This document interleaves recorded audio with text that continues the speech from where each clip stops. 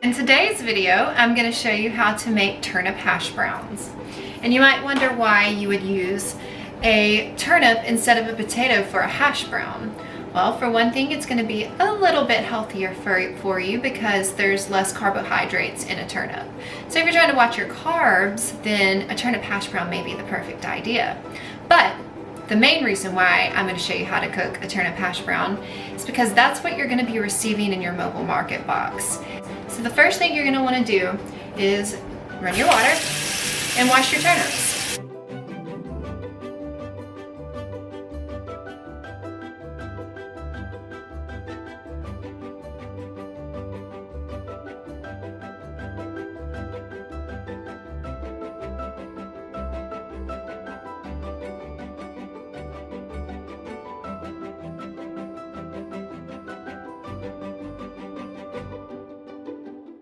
You have one more step, which is to get your other ingredients that go in the recipe.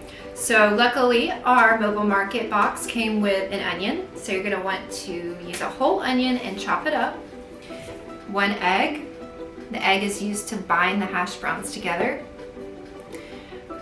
Minced garlic, because I like to put that on the pan before I throw it on there, so it gives it that sauteed garlic flavor. Salt. I like to use thyme. I like red pepper. Red pepper is really good for the heart. It gets your blood flowing. And then the rest is kind of up to you. You want to make sure not to layer too many spices on there because then it might become overwhelming and generally get a little unhealthy. So the first thing you want to do is measure out 2 cups of shredded turnips. Before you grate your turnips, you need to cut off the ends. So this is the piece that grows into the ground.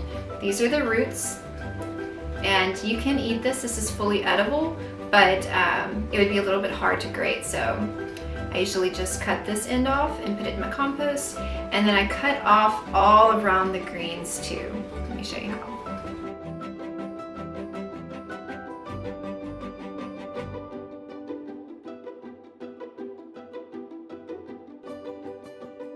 And now that I have my turnips ready, cut off of both ends, I'm going to take one of my turnips and find my cheese grater and use the hole that has the medium size grate.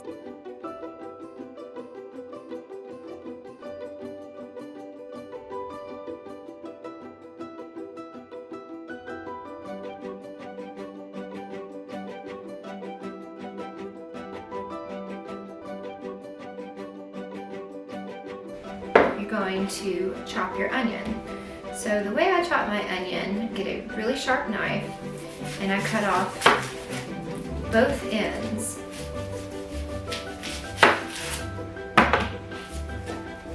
And then I take that onion before peeling it and cut it in half. That usually loosens up the skin enough to where you can easily get it off without having to pick at it for hours. Next thing you want to get is a medium-sized mixing bowl. Take your chopped onion and grated turnip and dump it into that mixing bowl. Spread it out, kind of mix it up. And now you're going to add egg. Crack that egg and just break it on top of your onion and your turnip. Now with your clean hands, you are gonna mix it up in here. Now that you've got your turnip and your onion evenly coated with your egg, it's time to add your spices. And now this is where the flavor comes in. So I like to use my salt by pinching. You can also measure with teaspoons, but to me, usually a pinch is about 1/4 teaspoon. And I just sprinkle it over. You always want to consider salt to go less rather than more because you can always correct it if you need to add more salt, but once you have too much, it's very hard to bring it back from there. Also, when adding salt, keep in mind your health because if you are having to watch your cholesterol, that means you're going to need to watch your sodium, and since salt is sodium, you want to keep that as low as possible. There are other salt alternatives, and I always just encourage if you're trying to lay off the salt, to add a little bit more herbs, because herbs generally will help your cholesterol. It kind of works symbiotically. So I have my thyme. I'm just going to sprinkle that in. And if you're having to watch your cholesterol, you're also having to watch your heart. And the best remedy to incorporate into your diet for heart health is going to be your red peppers, which is great for metabolism, great to keep your blood flowing, and just generally good for heart health. So since I like things spicy, I add a pretty good bit of red pepper to it. And one of those salt alternatives that I'm talking about actually comes from Tony's. You can get it, it says no salt, it's a blue can, and it is great if you're trying to watch that.